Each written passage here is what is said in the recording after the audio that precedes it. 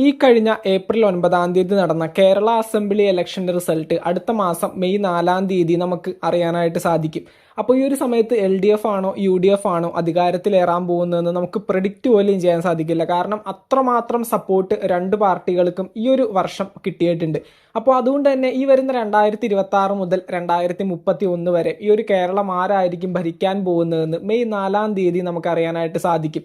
അപ്പോൾ എന്തൊക്കെയാണെങ്കിലും UDF പാർട്ടിയോ LDF പാർട്ടിയോ ഇവർ രണ്ടുപേരിൽ വിജയിച്ചു കഴിഞ്ഞിട്ടുണ്ടെങ്കിൽ ആരായിരിക്കും മുഖ്യമന്ത്രി കാൻഡിഡേറ്റ് ആയിട്ട് വരാനായിട്ട് പോകുന്നത്? ഈ ഒരു രണ്ട് പാർട്ടികളിൽ നിന്നും ഏറ്റവും സീനിയോറിറ്റി ഉള്ള മുഖ്യമന്ത്രി കാൻഡിഡേറ്റ്സ് ആരൊക്കെ ആയിരിക്കും എന്നാണ് നമ്മൾ ഈ ഒരു വീഡിയോയിലൂടെ പറയാനായിട്ട് പോകുന്നത്. ഈ ഒരു വീഡിയോ മുഴുവനായിട്ട് കണ്ടതിന് ശേഷം നിങ്ങളുടെ മനസ്സിലെ മുഖ്യമന്ത്രി ആരാണ്, അല്ലെങ്കിൽ ഏത് പാർട്ടി ആയിരിക്കണം ഈ ഒരു കേരള സംസ്ഥാനം 2026 മുതൽ 31 വരെ ഇങ്ങനെ മുന്നോട്ട് കൊണ്ടുപോകേണ്ടത് എന്നുള്ള രീതിയിലേക്ക് കൃത്യമായിട്ട് താഴെ കമന്റ് ബോക്സിൽ രേഖപ്പെടുത്തുക. അപ്പോൾ ആദ്യം LDF പാർട്ടിയുടെ കാര്യം പറയുകയാണെങ്കിൽ നമ്മുടെ കറന്റ് CM ആയിട്ടുള്ള പിണറായി വിജയൻ സാറ് തന്നെ വരാനായിട്ടുള്ള സാധ്യതയുണ്ട്. പിന്നെ പിണറായി വിജയൻ സാറിന് ശേഷം ഏറ്റവും കൂടുതൽ ചാൻസ് ഉള്ളതാണ് നമ്മുടെ KK ശൈലജ ടീച്ചർ. പുള്ളിക്കാരത്തിക്കും ഈ പറയുന്ന പോലെ അത്യാവശ്യം സാധ്യതയുണ്ട് ഒരു മുഖ്യമന്ത്രി കാൻഡിഡേറ്റ് ആയിട്ട് വരാനായിട്ട്. പിന്നീട് ഒരു മൂന്നാമത് ചാൻസ് എന്ന് പറയുമ്പോൾ സീനിയോറിറ്റി വെച്ചിട്ട് MV ഗോവിന്ദനായിരിക്കും പിന്നീട് ഒരു ചാൻസ് മുഖ്യമന്ത്രി കാൻഡിഡേറ്റ് ആയിട്ട് കൊടുക്കാനായിട്ട് പോകുന്നത്. അപ്പം എന്തൊക്കെയാണെങ്കിലും ഒന്ന് പിണറായി വിജയൻ, രണ്ട് KK ശൈലജ, ദെൻ മൂന്നാമത്തത് MV ഗോവിന്ദൻ. ഇവരെ മൂന്ന് പേരുടെയും പേരുകളാണ് LDF പാർട്ടിയുടെ പേരിൽ പറയുന്നത്. ദെൻ അടുത്തതായിട്ട് UDF പാർട്ടിയിലേക്ക് വരുന്ന സമയത്ത് നമ്മുടെ ലീഡർ ഓഫ് ഓപ്പോസിഷൻ ഈ ഒരു ഇലക്ഷനിൽ ഏറ്റവും മികച്ച രീതിയിൽ UDF പാർട്ടിയെ കൊണ്ടുവന്ന VD സതീശൻ. അപ്പോൾ VD സതീശൻ സാറിനും ഈ പറയുന്ന പോലെ ഏറ്റവും കൂടുതൽ സാധ്യതയുള്ള ഒരു മുഖ്യമന്ത്രി കാൻഡിഡേറ്റ് ആണ്.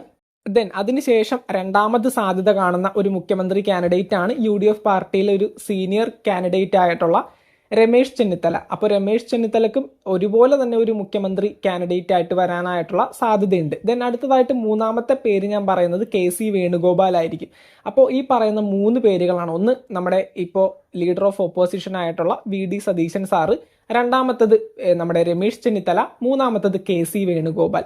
അപ്പോൾ ഈ ഒരു വീഡിയോ നിങ്ങൾ കണ്ടു കാണും. മുഴുവനായിട്ട് കേട്ടിട്ടുണ്ടെങ്കിൽ ഈ പറഞ്ഞ 6 പേരുകൾ നിങ്ങൾ കേട്ടിട്ടുണ്ടാവും. LDFന്റെ ഭാഗത്ത് നിന്ന് ഈ പറയുന്ന പിണറായി വിജയൻ സാർ, രണ്ടാമത്തത് KK ശൈലജ ടീച്ചർ, മൂന്നാമത്തത് MV ഗോവിന്ദൻ. UDF പാർട്ടിയുടെ ഭാഗത്ത് നിന്ന് VD സതീശൻ, ദെൻ അടുത്തതായിട്ട് രമേശ് ചെന്നിത്തല, അടുത്തതായിട്ട് KC വേണുഗോപാൽ. അപ്പോൾ ഈ ഒരു 6 പേരിൽ നിന്ന് ആരായിരിക്കും മുഖ്യമന്ത്രി ആയിട്ട് വരാനായിട്ട് പോകുന്നത്? നിങ്ങളുടെ അഭിപ്രായങ്ങൾ താഴെ കമന്റ് ബോക്സിൽ രേഖപ്പെടുത്തുക.